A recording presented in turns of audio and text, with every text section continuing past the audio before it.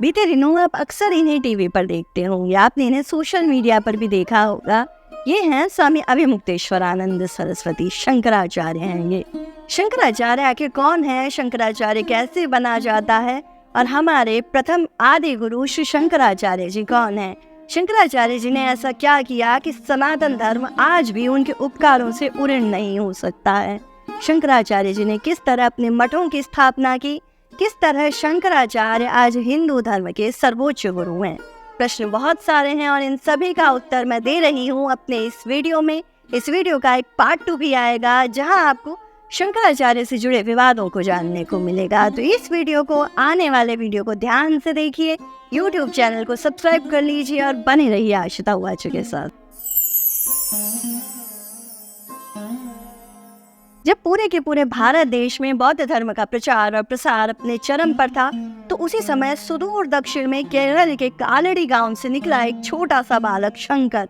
इस बालक ने अपने पैरों पर समूचे भारत भूभाग की परिक्रमा की और जगह जगह धर्म की स्थापना की, सनातन धर्म को पुनर्जीवित किया। और ये बालक थे हमारे आदि गुरु परम पूज्य शंकराचार्य जी।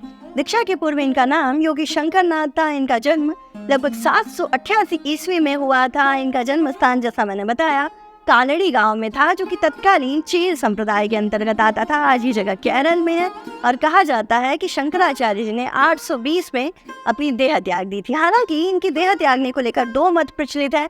कुछ लोग मानते हैं कि शंकराचार्य जी की मृत्यु दक्षिण के कांची कामकोटि पीठ में हुई थी।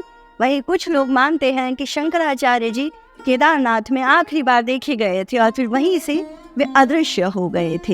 इन्होंने गोविंदाचार्य जी से अध्ययन प्राप्त किया था और अध्ययन पूरा करने के बाद इन्होंने बड़े पैमाने पर समूचे भारत भूभाग की यात्रा की, दार्शनिक परंपराओं को चुनौती दी और साथ ही साथ विभिन्न मठों की स्थापना की। शंकराचार्य जी ने जिस सिद्धांत का प्रतिपादन किया वो सिद्धांत कहलाया अद्वैतवाद। शंकराचार्य जी ने कहा कि ब्रह्म सत्यम जगत मिथ्या, यानी कि पूरी की पूरी दुनिया, ये सभी जीवात्माएं, ये सभी नश्वर है, ये सभी नष्ट तुल्य है और एकमात्र ब्रह्म ही सत्य है, यानी परमात्मा ही सत्य है।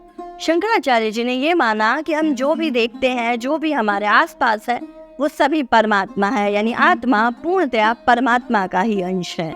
आत्मा और परमात्मा में कोई भेद नहीं है, ये दोनों एक ही है और केवल हम अपने अज्ञान की वजह से ये समझ जाते हैं कि आत्मा और परमात्मा अलग अलग है। इसके अलावा श्री शंकराचार्य जी ने उपनिषदों, भागवत गीता और विभिन्न ब्रह्म सूत्रों पे अलग अलग टिप्पणियां की। इसके अलावा इन्होंने करीब करीब 116 कृतियां लिखी। साथ ही साथ ब्रह्म सूत्र, ईशावास्योपनिषद, मुंडकोपनिषद जैसी कई सारी चीजें इन्होंने हमारे लिए शंकर भाष्य के रूप में प्रस्तुत की।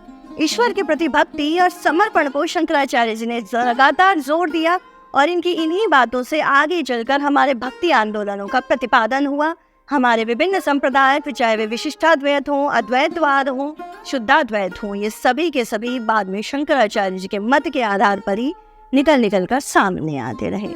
शंकराचार्य जी भारत के चारों कोनों में गए और चारों वेदों, यानी कि ऋग्वेद, सामवेद, यजुर्वेद और अथर्ववेद के आधार पर इन्होंने 4 अलग अलग मठों की स्थापना की। इसके अलावा शंकराचार्य जी ने विभिन्न धार्मिक स्थलों, मंदिरों और पुस्तकालयों को संरक्षण देने के लिए अपने इन मठों को आवास के रूप में कार्यरत किया।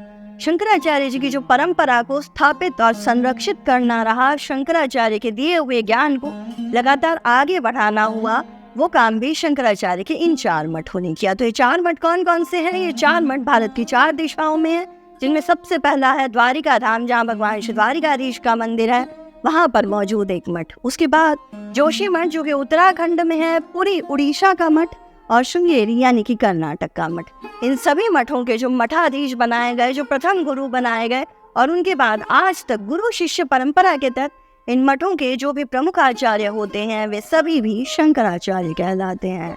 अब से करीब 1200 साल पहले स्थापित किए गए भगवान श्री आदि शंकराचार्य के ये 4 मठ आज भी हमारे सनातन धर्म की परंपरा का प्रचार और प्रसार कर रहे हैं। तो आइए एक एक करके समझना शुरू करते हैं कि आदि गुरु शंकराचार्य के 4 मठ कौन कौन से हैं, इनकी क्या क्या परंपराएं हैं और किन सिद्धांतों पर ये मठ विश्वास करते हैं।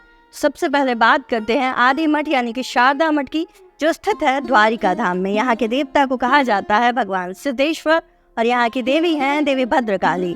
यहाँ जो कोई भी बालक सन्यासी के रूप में दीक्षा ले लेता है, उसके नाम के साथ तीर्थ या फिर आश्रम नाम का एक विशेषण जुड़ जाता है।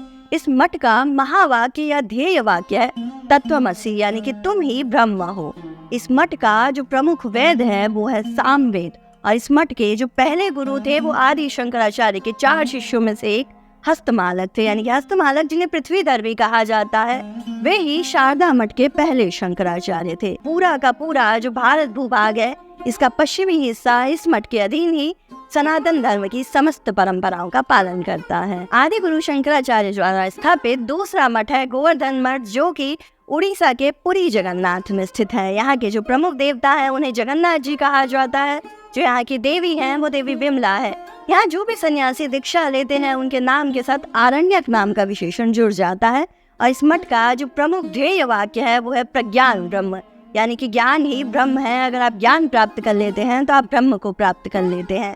ऋग्वेद इस मठ का प्रमुख वेद है, यानी कि ये मठ ऋग्वेद के सिद्धांतों पर काम करता है। और इस मठ के जो पहले शंकराचार्य थे उनका नाम पद्मपाद था। पद्मपाद भी शंकराचार्य जी के 4 शिष्यों में से एक थे। वर्तमान में स्वामी निश्चलानंद सरस्वती इस मठ के 145वें मठाधीश है। और पूरे के पूर्वी भारत का जो धर्म है, जो धार्मिक परंपराएं हैं, वो इसी गोवर्धन मठ के अधीन काम करती है। जो हमारा तीसरा मठ है उसका नाम है ज्योतिर्मठ। इसे आज जोशी मठ भी कहा जाता है, इसका नाम ज्योतिष मठ भी है। और ये जो मठ है ये स्थित है बद्रिकाश्रम में। हालांकि इसका जो पुराना नाम है वो श्रीमठ था। और यहाँ के जो देवता हैं वो भगवान नारायण है, और यहाँ की देवी का नाम देवी पूर्णागिरी है। ये मठ अथर्ववेद में विश्वास करता है, अथर्ववेद के सिद्धांतों के अनुसार काम करता है। जो भी सन्यासी यहाँ पर दीक्षा लेते हैं उनके नाम के साथ गिरी, पर्वत या सागर जैसे विशेषण जुड़ जाते हैं। और इस मठ का जो प्रमुख वाक्य है या जो महावाक्य है वो है अयम आत्मा ब्रह्म, यानी कि यह आत्मा ही अपने आप में ब्रह्म है। जैसा कि मैं पहले ही कह चुकी हूँ, आत्मा ही परमात्मा है। इस मठ के जो पहले आचार्य थे, जो पहले शंकराचार्य थे, वो थे आचार्य तोटक। समूचे उत्तर भारत का जो धर्म क्षेत्र है, उत्तर भारत में जो सनातन धर्म की रक्षा, परंपराएं और अधिवासन की बात है, वो सभी ज्योतिष मठ से संचालित होती हैं। अगला यानी कि चौथा मठ है श्रृंगेरी मठ। ये जो श्रृंगेरी मठ है ये कर्नाटक के श्रृंगेरी में है। यहाँ के देवता का नाम आदिवाराह देवता है, और यहाँ की जो देवी हैं वो देवी कामाक्षी है। यहाँ जो भी लोग सन्यासी बनते हैं, दीक्षा लेते हैं, उनके नाम के साथ सरस्वती, भारती या फिर पुरी जैसे विशेषण जोड़ दिए जाते हैं। अहम ब्रह्मास्मि, यानी कि मैं ही ब्रह्म हूँ, यही शब्द इस मठ का सनातन वाक्य है, महावाक्य है। और इस मठ का जो प्रमुख वेद है वो यजुर्वेद है। यहाँ के पहले मठाधीश्वर आचार्य सुरेश्वर थे, और वर्तमान में स्वामी भारती तीर्थ महास्वामी जी इस मठ के 36वें मठाधीश है। दक्षिण भारत का पूरा धर्म क्षेत्र सनातन धर्म की सभी दक्षिण भारतीय परंपराओं को इसी मठ द्वारा, इसी मठ की आज्ञा से संचालित किया जाता है। तो इस प्रकार आदि गुरु शंकराचार्य ने 4 मठ स्थापित किए। उनकी जो मेन अवधारणा थी वो ये थी कि इन मठों से धर्म को संरक्षित किया जा सके और पूरे के पूरे भारतीय भूभाग में इस तरीके से धर्म से जुड़ी परंपराओं को सुव्यवस्थित ढंग से चलाया जा सके। इसके अलावा आदि गुरु शंकराचार्य ने लोगों के मानस पटल से विलुप्त हो चुके 12 ज्योतिर्लिंगों को पुनः खोजा, संरक्षित किया और सनातन धर्म के लोगों को याद दिलाया कि ये हैं हमारे वे दिव्य ज्योतिर्लिंग। तो इसके अलावा भी हमारे आदि गुरु शंकराचार्य ने काफी कुछ किया, उस बारे में हम विस्तार से बात करेंगे।